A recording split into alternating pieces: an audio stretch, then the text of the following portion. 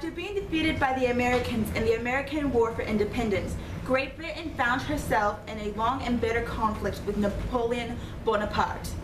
In 1807, Great Britain passed the Orders of Council, which required neutral countries to obtain a license from its authorities before trading with France or French colonies.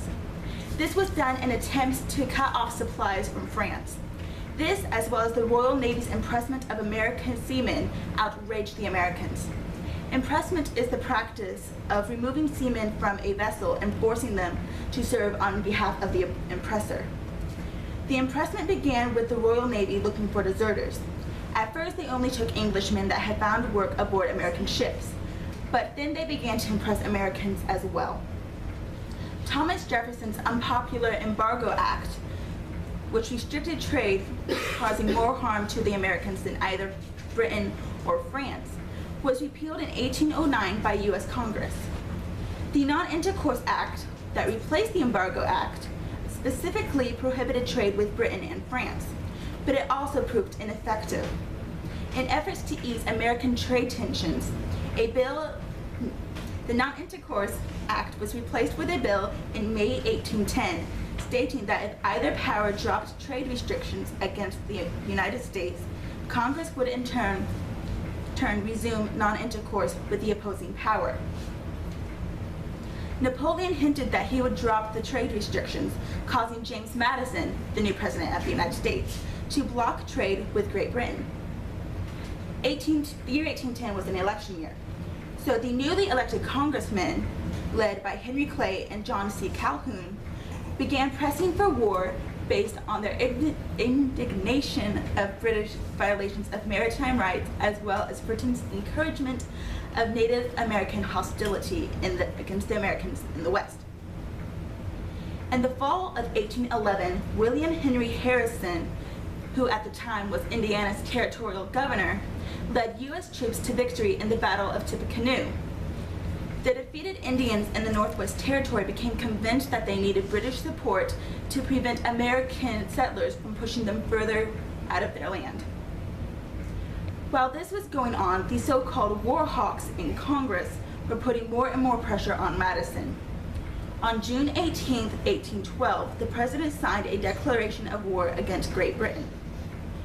Both House and Senate were bitterly divided on the issue, though, with both Western and Southern congressmen supporting war, while Federalists accused the war advocates of using the excuse of maritime rights to promote their expansionist agendas. But in the end, Congress did vote for war. U.S. forces almost immediately attacked Canada, at the time a British colony, in order to strike at Great Britain. Despite U.S. troops being underprepared at the time, American officers were overly optimistic about the invasion's success. They faced a well-managed defense coordinated by Sir Isaac Brock, the British soldier and administrator in charge of Upper Canada.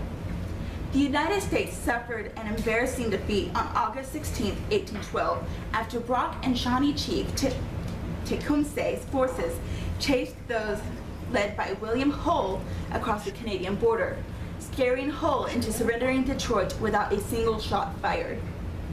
In September 1813, Commodore Oliver Hazard Perry's brilliant success in the Battle of the Lake Erie placed the Northwest Territory firmly under American control. Things started looking better for the United States as Harrison was subsequently able to retake Detroit at the Battle of the Thames.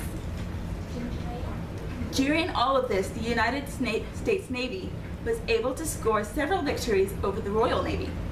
However, the defeat of Napoleon's armies in 1814 enabled Britain to turn its full attention to North America. As more British troops arrived, their forces raided Chesapeake Bay and were able to capture Washington, D.C. on August 24, 1814, burning government buildings, including the Capitol and the White House, as they went. Baltimore's Fort McHenry withstood 25 hours of bombardment by the British Navy on September 13, 1814. The following morning, the Americans hoisted an enormous flag. The sight of that flag inspired Francis Scott Key to write his poem, The Star-Spangled Banner, which was later put to the tune of an English drinking song and became our national anthem. British forces left the Chesapeake Bay and began regrouping for a campaign against New Orleans. By this time, peace talks had begun at Ghent, which is in modern-day Belgium, and Britain moved for an armistice after the failure of Baltimore.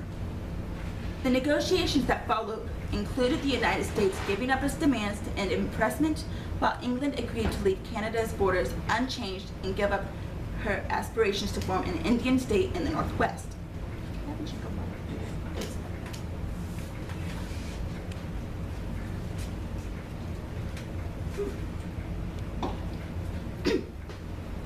Commissioners signed the Treaty of Ghent on December 24, 1814, and it was ratified the following February. Unaware that peace talks had been concluded, however, British forces mounted a major attack on New Orleans on January 8, 1815. They met defeat at the hands of future U.S. President Andrew Jackson's army. Despite not having achieved its pre-war objectives, news of the battle boosted the sagging morale and left Americans with a taste of victory. Though remembered as a small conflict in America and Great Britain, the War of 1812 looms large for Canadians and Native Americans, who see it as the turning point in their losing struggle to govern themselves. The war did leave a far-reaching impact in the United States, as the Treaty of Ghent ended decades of bitter partisan fighting in government and ushered in the so-called era of good feelings. The war also marked the end of the Federalist Party, who were seen as unpatriotic for their anti-war sentiment. It also reinforced a tradition of Anglophobia that had begun back in the Revolutionary War. But most importantly, perhaps, the war boosted national self-confidence and encouraged the growing spirit of American expansionism that would shape most of the 19th century.